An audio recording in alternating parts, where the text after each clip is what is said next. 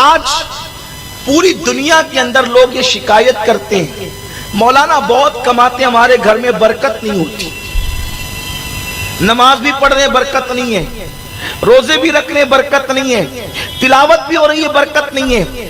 ہم کہتے ہیں برکت کے لیے جب تک رحمت کے فرشتے نازل نہ ہوں گھر میں برکت کیسے ہو سکتی ہے؟ رحمت کے فرشتے گھر میں آئیں گے تو ہی برکت ہوگی، اور رحمت کے فرشتے گھر میں نہ آئیں تو برکت ہو نہیں سکتی۔ اور رحمت کے فرشتے کہاں سے چلے جاتے ہیں، رحمت کے فرشتے کہاں سے نکل جاتے ہیں؟ تفسیر روح البیان شریف میں ایک بات لکھی ہے، بہت دھیان سے سنیں۔ آج گھر کی عورتیں تو باہر بھی دوپٹہ نہیں اوڑھتی، جو باہر دوپٹہ نہ اوڑھے تو گھر میں دوپٹے کا کیا تصور ہو سکتا ہے؟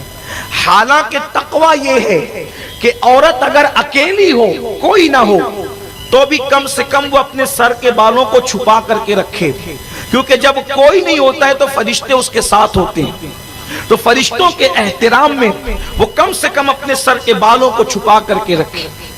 یہ عورت کے لیے حیا ہے، اور عورت اگر بے حیا ہو جائے تو پھر سماج سے حیا ہی ختم ہو جائے گی۔ لوگ کہتے ہیں کہ یہ مسلمانوں کو کیا ہو گیا، یہ عورتوں کو بہت مقید کرنا چاہتے ہیں۔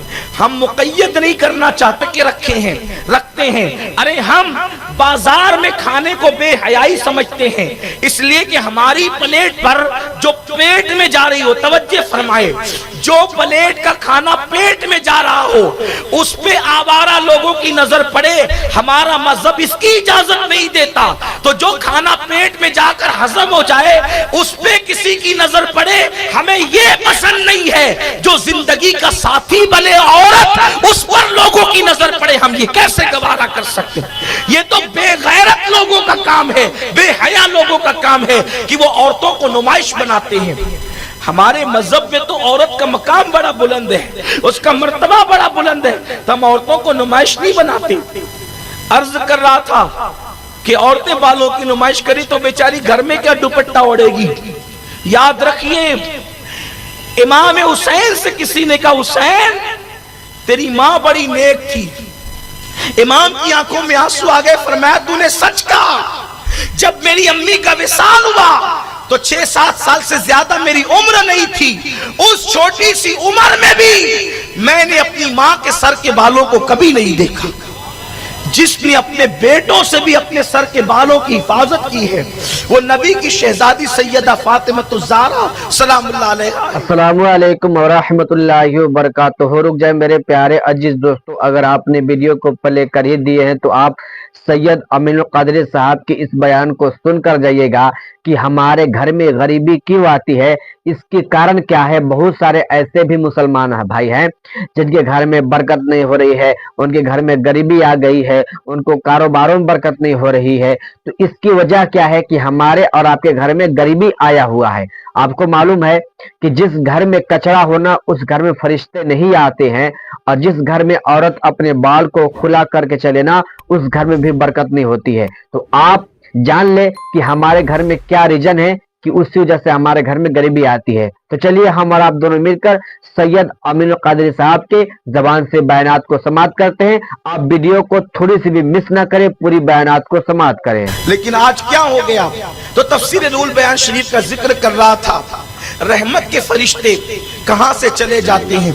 جب حضرت ابراہیم علیہ السلام کو آگ میں ڈالنے کے لیے نمرود نے علاوہ تیار کیا اور آگ جلائی، بہت بڑی آگ جلائی، اتنی بڑی آگ جلائی کہ وہ آگ جو ہے اس کا علاوہ جو اس کا حوض تھا وہ تقریباً 80 گز بتایا جاتا ہے، اور ہر بندہ اس میں لا کر کے لکڑیاں، کوئلے اور ایندھن ڈالتا، حتیٰ کہ عورتیں منتیں مانتی کہ میرے بچے کو شفا ملے گی تو چرخہ کاٹ کر جتنی رقم آئے گی وہ سب ابراہیم کو جلانے کے لیے میں خرچ کروں گی۔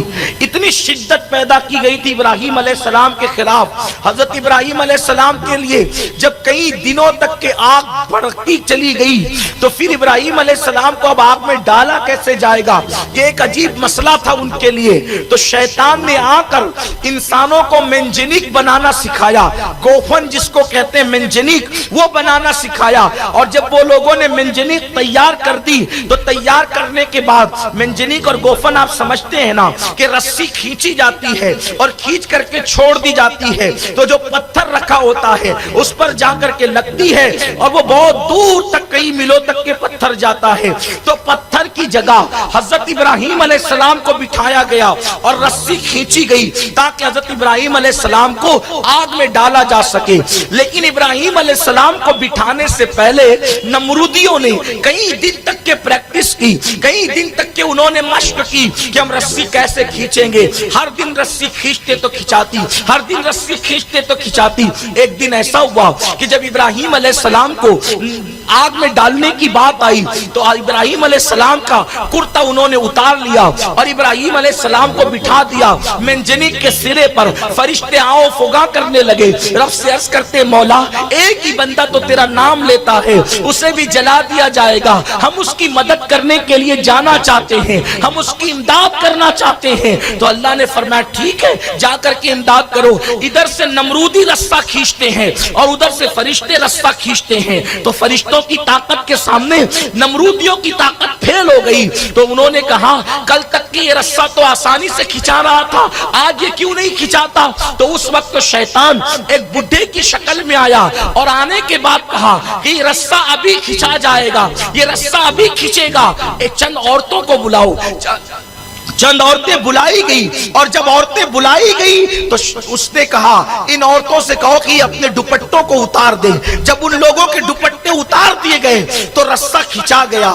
लोगों ने पूछा हैरत है, अब तक की रस्सा नहीं खिंचा रहा था, औरतों ने आकर के दुपट्टा क्या हटाया कि रस्सा खिंचा गया। तो उस वक्त शैतान ने जो बात बताई वो ये थी कि जो तुम इस तरफ से रस्सा खींच रहे थे उधर से रहमत के फरिश्ते रस्सा खींच रहे थे, लेकिन जैसे ही औरतों ने अपने सर को नंगा कर दिया, जहां औरतें अपने सरों को नंगा कर देती है वहां से रहमत के फरिश्ते चले जाते हैं।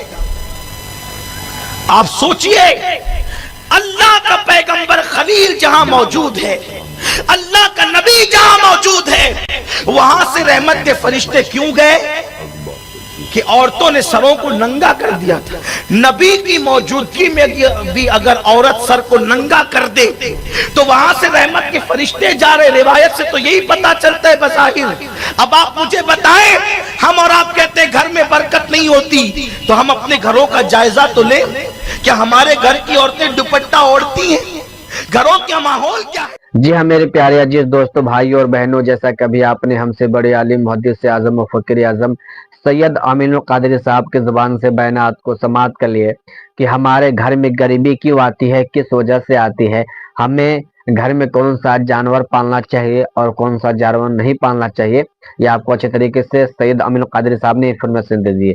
तो मैं आपका मेज़बान कारी तस्बीह आलम, मैं आपका हर मौके पे खिदमत करता हूं। तो बहुत सारे हमारे से भाई बहन है जो कि सवाल कर रहे थे कारी साहब इसके हवाले से कुछ इन्फॉर्मेशन दीजिए कि हमारे घर में गरीबी क्यों आती है, किस वजह से आते हैं, हमारे घर में बरकत नहीं हो रही है, हम लोग बहुत ही गरीब होते जा रहे हैं। तो आपने अगर सैयद अमीनुल क़ादरी साहब के ज़बान से बयानात को समाअत कर लिए होंगे तो आपको अच्छे तरीके से इन्फॉर्मेशन मिल गया होगा कि हमारे घर में गरीबी क्यों आता है।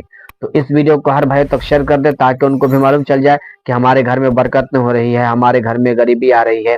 तो आप जान ले कि जिस घर में कचरा होना उस घर में रहमत की बारिश नहीं होती है, बरकत नहीं होती है, उस घर में गरीबी आती है।